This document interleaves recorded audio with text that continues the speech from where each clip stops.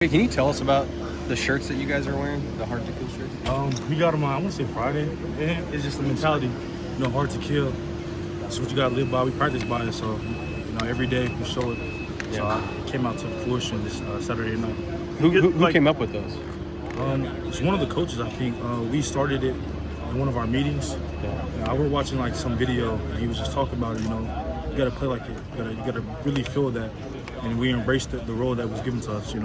It just shows up in your locker room, in your locker one day, and it's like, cool, new shirt.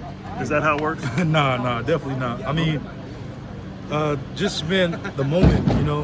We all live for the moment. Yeah. We're given an opportunity to, really show, what it's about. I feel like it's the mentality of our team. We fight through a lot of adversity. We went through a lot this season. Yep. Injuries. Coming back from that. Just all the challenges of the season. It's hard to kill you. It's hard to kill us, the Sooners. Yep. We really got that mentality, and so it came out and showed this weekend. Thanks. The back says enough is enough, right? Yeah. Brent Venables talked about that in his press conference. How has he contributed to that mentality these past couple weeks, especially? Man, definitely. I wouldn't say this weekend alone. It's been the entire season since I've been here as a Sooner. So I know the transfers and the freshmen that came in, they've been experienced it since he had the opportunity to coach them. Coach B does a wonderful job about, keeping us level-minded and focused on what we got to do.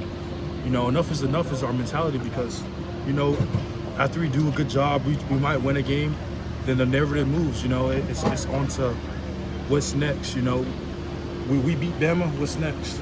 We got Missouri coming up. That's what we're focused on. We're gonna go watch film. We'll celebrate tonight. Watch film tomorrow. Get better. But on to the next game.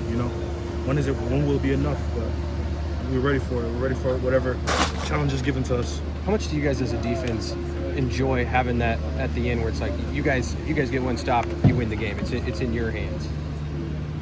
Man, I love it. I love the feeling. I love to play football. So you go up, think about those moments like, man, it's do or die. Little kid, little league games, that's what it is.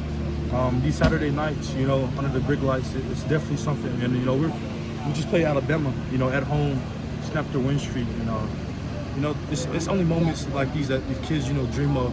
Maybe some of the kids in the stadium, they dream of this moment right here. We was able to live it for them, So being that defensive guy, ready for that role to embrace it, man, it means a lot to me. And I know it means a lot to the rest of the Sooners. You mentioned it earlier, some of the injuries. Jaden's obviously limited, R. Mason's out. Just how important was it for you guys as a defensive line to kind of step up in those guys' absence tonight? Next man up, the best ability is availability. That's something that's been close to us our entire career. We got love for the guys, and I always tell them, I was talking to the guys this weekend. They were talking, messing on the sideline during practice. I was like, man, if you're not in, stop talking. You ain't practicing. Yeah, because it's hard. It's hard to do what we do. Now, BV's practices is one of the hardest things I've experienced in life. But, it all comes from a place of love. Our guys, they always push us to be our best, whether they're playing or not. Kendall Daniels, like you said, R. Mason and Jaden, whether the injury is limited them or not, they're always actively participating and pushing us to be great. Our guys really love them, and the younger guys have to step up, they embrace that role. They know they have big shoes to fill, and they do their best to do it. They're going to do their job at a high level and execute when it's time for them to go do it. You mentioned Coach Venables' practices being hard. Does it kind of feel like it shows up like that work in a win like this, like why the practices are maybe the way they are? Yeah, definitely, man. I mean, you're trained for these moments. That's the biggest thing I can say. You're trained for it. Hard to kill is a daily thing. You can't practice soft and be like, oh, I'm hard to kill. You ain't really working for it. We work hard, man. And that's a lot of stuff that the media or the people outside the stadium don't see. Them hours, the long hours, the non-mandatory hours too. We spend extra time up there watching film and stuff like that because it really means a lot to us. So when it's time to work, it shows. And I love how the guys can eat when it's necessary for them to do it. And they, like you said, the pick sixes, the home recoveries, whenever it comes, man, those opportunities, it's big, and those guys, live up to the moment. This post-game scene, whether it's the pictures or the music, have you experienced something quite like this before in your career? Last weekend. Yeah.